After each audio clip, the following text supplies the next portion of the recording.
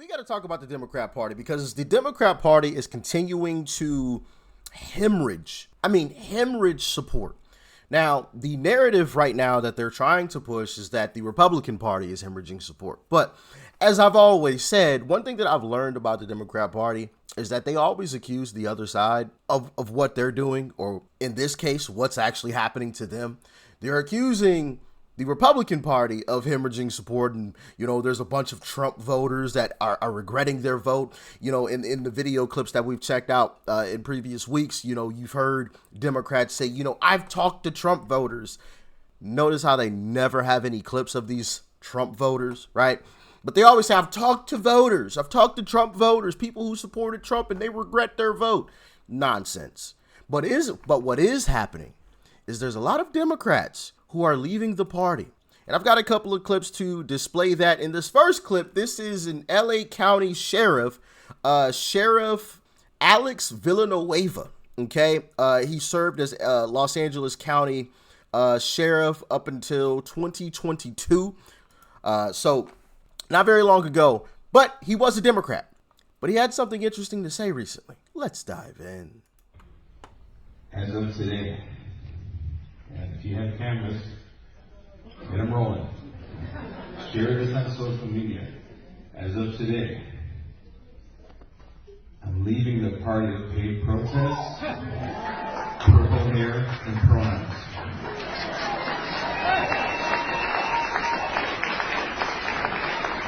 I'm joining the party of faith, family, and freedom.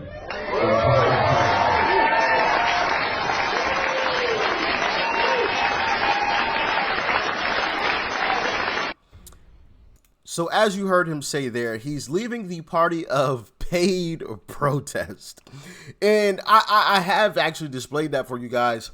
Actually, the leader of one of the organizations that is paying people to protest admitted that is exactly what they are doing. They are paying Democrats to go out and protest. That is not a joke. That is legitimately happening, which we all assumed that was happening.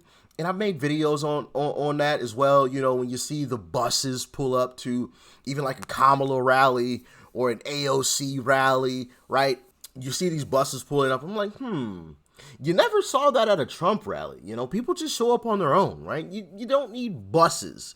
But it turns out, once again, we were right. They were legitimately paying people to go and protest. They're paying people to show up to Republican town halls to protest. That is a fact. We have him on camera admitting it. It's crazy. It's crazy that he actually admitted that. Like, my goodness, what in the world? But he's not the only one. Yeah, no. Sheriff Villanueva is not the only one who recently announced that he's leaving the Democrat Party. In this next clip, we have Democrat, Florida Senate Democrat Minority Leader, Jason Piso, or Piso.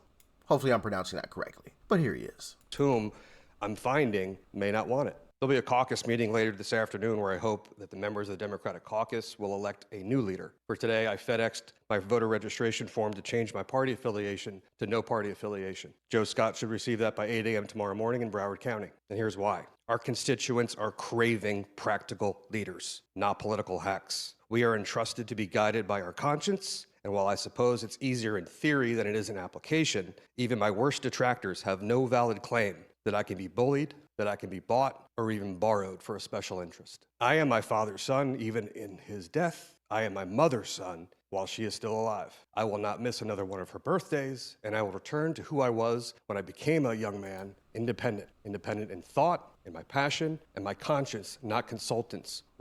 Yeah, so that was Democrat Jason Piso leaving the Democrat Party. Here he is with some more to say. Well, the former top Democrat in the Florida State Senate quitting the party and giving up his leadership job. Jason Piso saying, quote, the Democratic Party in Florida is dead. That partisanship holds us back rather than propels us forward. Less gets done, not more. Our constituents are craving practical leaders, not political hacks. Florida State Senator Jason Piso joins us now live. Senator, great to have you on the show. I also wanted to point out that you have said that the Democratic Party screams quoting here, anarchy, then demands amnesty. Are you talking, sir, in general, or are you talking about specific examples? Specific examples, Trace. Thanks for having me back on. I was here 3 weeks ago, and you're a bad influence because I left my party since my last appearance on your show. We'll see. Stay tuned for the next one. No, it's specific. I'm a former homicide prosecutor in Miami-Dade County. And there's always bending over backwards to be critical of law enforcement, not to back the blue, to find some excuse or some talking your way out of it as it relates to amnesty for people who commit crimes. Mm-hmm. So we've had bills recently, people squatting in people's homes or hotels, transient occupancy in hotels, and the Democrats just keep showing up saying have mercy, but to some extent enough is enough, and that's where we are. When you say enough is enough, you're not alone there. I want to put these numbers on the board. Not only are you the third state lawmaker to leave the party this year, but look at these, the registered voters, and look at the bottom from top to the screen, or I guess to the left to the right. The 558,000, right? Those are the Democrats. That's the lead they had in 2012. And now you look over at the right, Republicans plus 1.15 million people. That's a 1.7 million people swing in the span of a little over a decade. So clearly the Republican Party in Florida is resonating, sir. Well, I think the Republican Party is resonating, but the Democratic Party certainly is not. So they're not recruiting or retaining anybody. Your graph shows 2012, but the Democrats haven't had the gubernatorial mansion here since 1994. So it's been a little over 30 years. The performance is not there, and they were rudderless and without direction. Mm-hmm. And I'm, not to discount the other two that left, but I'm not a rank and file Democrat at the time. I'm the minority leader of the upper chamber of the third largest state in the country. Yep. And I was artificially, I think, pumping dollars and legitimacy into an apparatus that's just simply not workable for working Floridians. So, yeah, you heard that from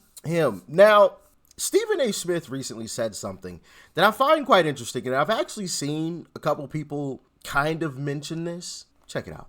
I've heard politicians on Capitol Hill saying, I'm here just to disagree and oppose every damn thing Trump wants to do. Well, why are you up on Capitol Hill? Ain't you supposed to be figuring out what you want to be against and what you could potentially be for? Isn't he known as a deal maker? Hasn't he been, whether it's revered or insulted, as a non-politician? Hasn't he been somebody that gives you the impression, if you're complimentary towards him about some things that he does, and you're willing to sit down and talk with him, he will sit up there and appease you just the way he would ask you to appease him? If you're not willing to talk and work across the aisle on Capitol Hill, what the hell are you up there for? Bingo. Why are you there? If your sole purpose is simply to oppose Trump at every single turn, why are you there? And that is the problem with the Democrat Party. A lot of them there, most of them, if not all of them, simply just oppose anything and everything Trump does. That's even our mainstream media at this point. Everything Trump does. Nope, that's bad. That's terrible. Nope, that's horrible. Oh, that's Hitler-like. Blah, blah, blah, blah, blah. Everything. You don't think people recognize that? I've literally seen people say, and that is the reason why I would never vote Democrat and why I don't support Democrats. Because that is all they're doing. They're putting on a show. That's all it is. It's a show. These aren't politicians. These are paid actors. Another reason why the Democrat Party is hemorrhaging voters is because they don't have any good policy.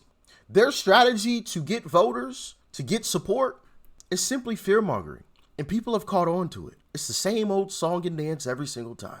I am 1,000% convinced the only way that Democrats can make traction is by creating fear. They fearmonger, they lie, they manipulate, and they make sure that you stay in a constant state of fear so that way you'll vote for them again. They have zero leadership. They are clamoring to try to find a leader right now. And let's see, who's their choices? We got AOC. She's a moron.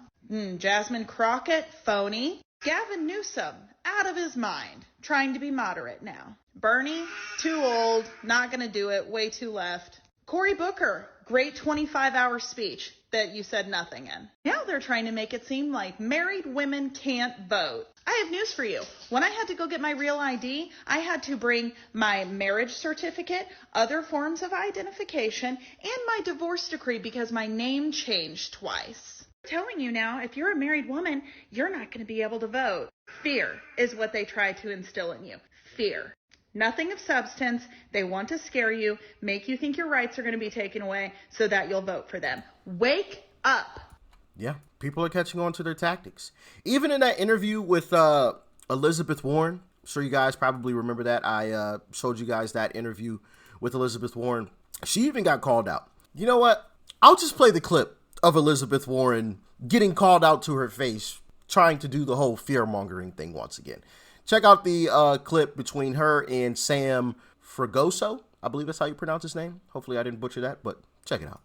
Look, the question is, what are we going to do now? Okay. And what we're going to do now is we got 47 of us in the Senate, and we are pulling ourselves together because it increases our power. We don't have as much power as we want, but we don't have no power. And we got to use all of our tools in the toolbox to do as much as we humanly possibly can. This is now for all the marbles, Sam. And I get it. We could go back. Last time was for all the marbles, I thought. I get it. In 2020, it was the soul of the nation. I understand. How many times is it going to be for all the marbles? Can we just have a normal election? I'd love that. How many marbles are there? We got a guy right now. The last time it was for all the marbles. How many marbles are there? But that's the only strategy from Democrats is fearmonger. Oh, this one's for all the marbles. Oh my goodness, the soul of the nation. Vote or die. I'm sure some of you guys probably remember that campaign slogan. Vote or die. Trump's gonna be a dictator, right?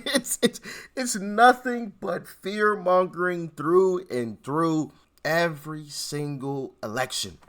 Every single time. That's all they have. Zero good policies. They had 4 years to run this country, and look where we ended up, right?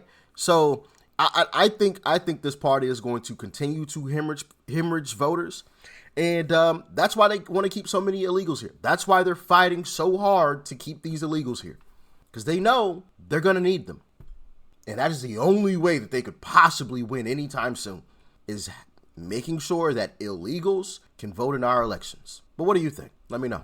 Thanks for tuning in as always. Peace and love. I'm out.